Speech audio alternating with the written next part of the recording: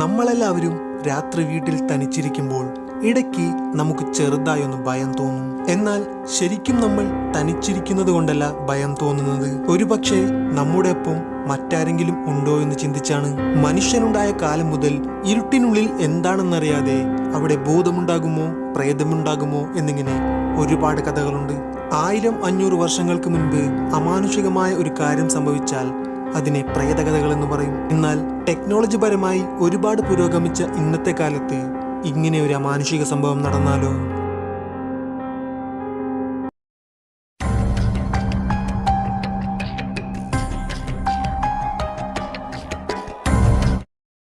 ഈ ഒരു സംഭവത്തിന്റെ തുടക്കം ട്വിറ്ററിൽ നിന്നായിരുന്നു.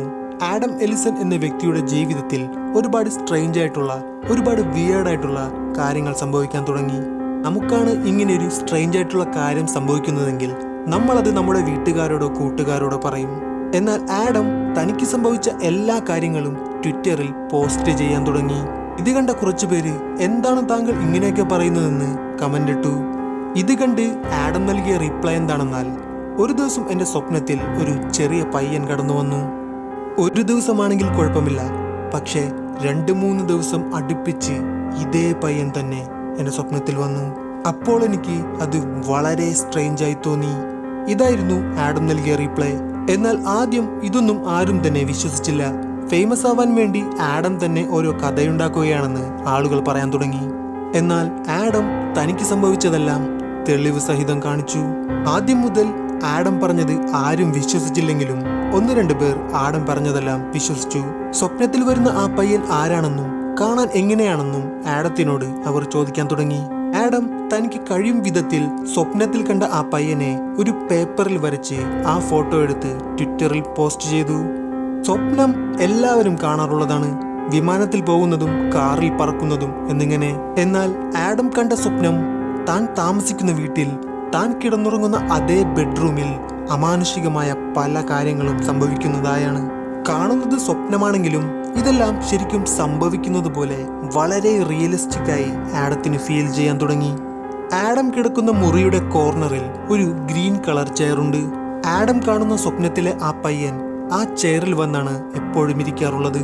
സോ ആ പയ്യൻ ഡെയിലി സ്വപ്നത്തിൽ വന്ന് നേരെ പോയി ആ കസേരയിലിരിക്കും. ആഡം തന്റെ ബെഡിൽ തന്നെ കിടക്കും.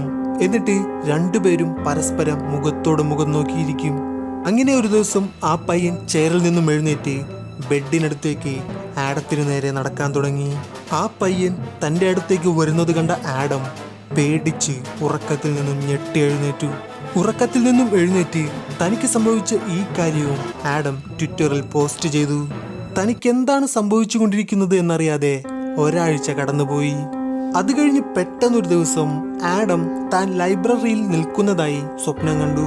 അപ്പോൾ ആരെന്നറിയാത്ത ഒരു പെണ്ണ് ആഡത്തിന്റെ അടുത്ത് വന്ന് ചോദിച്ചു, നീയല്ലേ ഡേവിഡിനെ കണ്ടിട്ടുള്ളതെന്ന്. അപ്പോൾ ഡേവിഡ് എന്നൊരാളെ തനിക്കറിയില്ലെന്ന് ആഡം പറഞ്ഞു.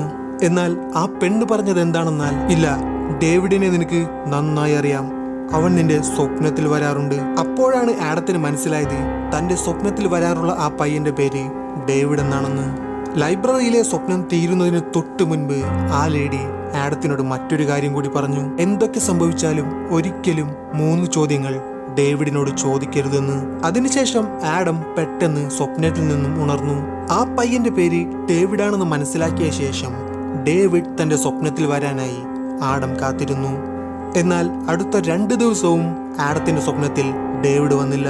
അങ്ങനെ 3-ാമത്തെ ദിവസം ഡേവിഡ് ആഡത്തിന്റെ സ്വപ്നത്തിലേക്ക് വന്നു.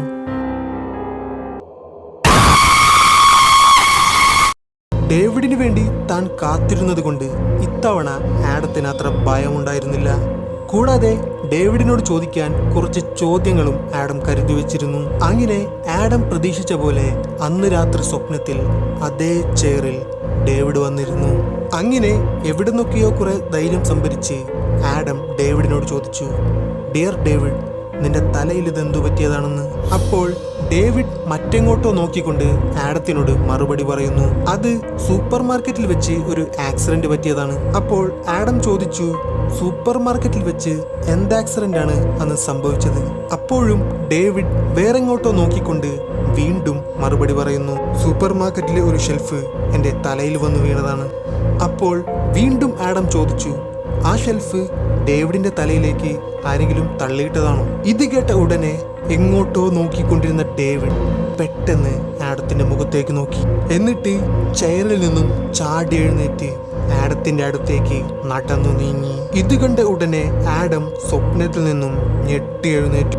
അപ്പോഴാണ് ആഡത്തിന് ഓർമ്മ വന്നത് താൻ ഡേവിഡിനോട് 3 ചോദ്യങ്ങൾ ചോദിച്ചെന്നും ലൈബ്രറിയിലെ സ്വപ്നത്തിൽ കണ്ട ആ പെണ്ണ് ഒരിക്കലും ഡേവിഡിനോട് 3 ചോദ്യങ്ങൾ ചോദിക്കരുത് എന്ന് പറഞ്ഞതും.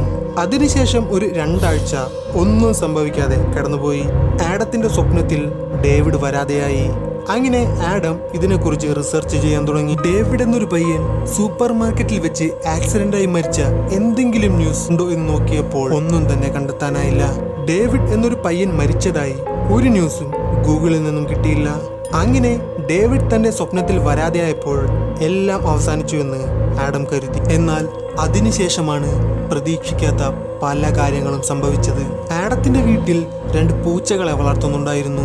2-3 ദിവസമായി ആ പൂച്ചകൾ ഒരു കാര്യവുമില്ലാതെ അർദ്ധരാത്രി വീടിന്റെ മെയിൻ ഡോറിലേക്ക് നോക്കി പേടിച്ചു നിൽക്കാൻ തുടങ്ങി.